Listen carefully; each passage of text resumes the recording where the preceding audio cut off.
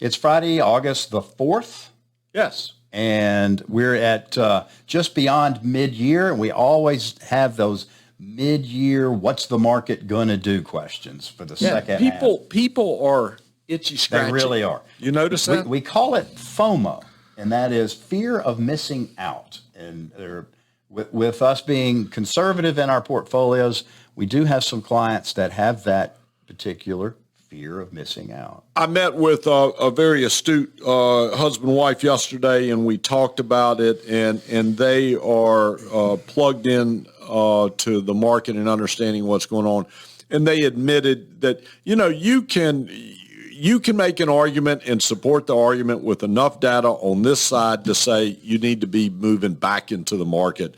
And the second half of this year is going to be up based on several things. E.J. O'Keefe in our office presented us a historical data that shows that more times out of all the times that are seen when the first half of the year is up like it's been, the second half of the year is up in green. There is several occasions where that didn't occur and big losses occur, but the majority of those times that we were presented with show it's up. So you can make an argument about that, but you can also make an argument with enough economic data that makes sense that there is going to be a pullback. And if this is a measurement at all, Warren Buffett said this week, Warren Buffett said the market is way overvalued. And Warren Buffett announced that for the last 3 Mondays in a row and coming up this coming Monday in a row, he's going to buy another $10 billion of treasuries. Yeah, so that's $30 billion that will be purchased in treasuries. It's a little more than what we've purchased in treasuries. Right. So, he's the king of the stock market. I mean, he is Mr. quintessential. Yes, you better, if you want to make money, you're in the stock market. But so you got that pile over there. So and you got Elon Musk saying the same thing. So we really are at a conundrum. It's interesting. I said this to Gibb. I said this to our office. I've said it to client. We have always been in our career together in thought, and we still are together in thought. Although Gibb, I'm leaning a little more moving to the market. Gibb is on the more cautious side. Very much so. I mean, why would we be so conservative? And now with credit card debt going up, with jobs being lost, and all the Fed going to remove at least one more time, why would we then risk that money putting it back in the market when we've got the headwinds starting to hit us? So that's right. And you add to that, he can get you, we can get you, we're getting you in excess of 5% guarantee with no risk. So it makes complete and total sense from his perspective. But I understand where folks are, and I'm thinking we need to be sometime moving. I'll tell you what we've done. We've looked at the bond position, and we are talking about potentially moving something to the intermediate space for an opportunity of reduction of interest rates and capital appreciation in bond funds that will occur.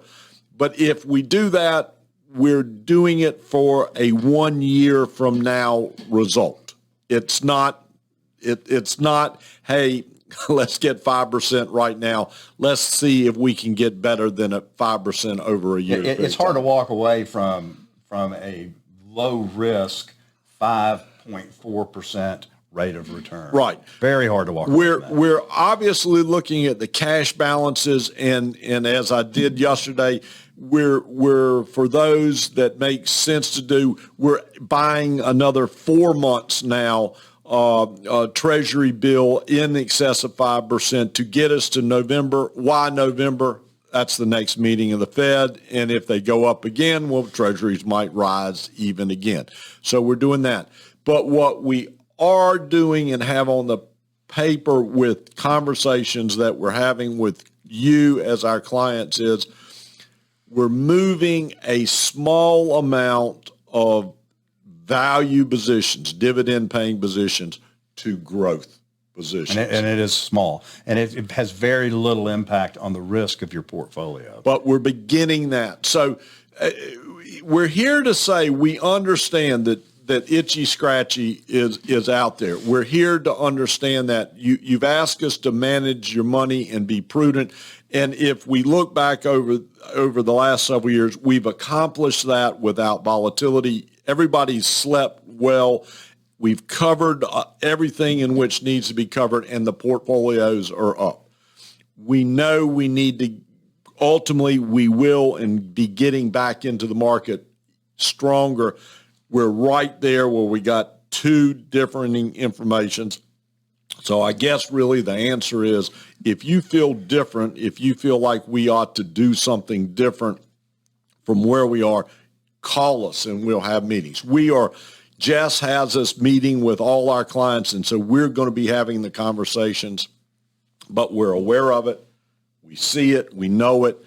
And again, if you make money, we can make money. If you lose money, we lose money. So we're in this together, and we're wanting to do the best we know how to do. So stay tuned is the moral of that story. If you have any questions, call us. We do this each and every day. We think about it. We talk about it. As a collective group, we meet together, and we do it because it is your money. And your money matters. See you next week.